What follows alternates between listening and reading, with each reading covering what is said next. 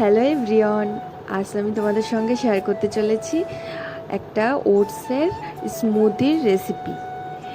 আমি অনেক দিন ধরেই ওয়েট লস জার্নিতে আছি, তো ভাবলাম তোমাদের সঙ্গে একটু শেয়ার করি। তো দেখো, আমি ওটসের স্মুদি বানানোর জন্য নিয়ে নিয়েছি 3 চামচ ওটস, একটা কলা, 2টো খেজুর, 1 গ্লাস দুধ। তোমরা চাইলে এর ভেতরে আলমন্ড বাদাম দিতে পারো, তারপর চিয়া সিড দিয়ে খেতে পারো। আর আমি এগুলো দিয়েই বানিয়েছিলাম।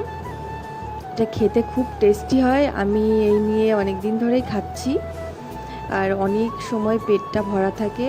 আজকে এটা দিয়েই আমি আর কি আমার ডিনার সারবো। খেতে অনেকটাই টেস্টি হয়, তাই ভাবলাম তোমাদের সঙ্গে একটু শেয়ার করি।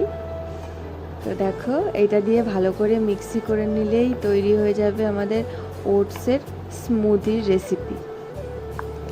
দেখো, এটা দিয়ে ভালো করে ঘুরিয়ে নিলাম, ঘুরিয়েই আমাদের তৈরি হয়ে গেল ওটসের স্মুদি।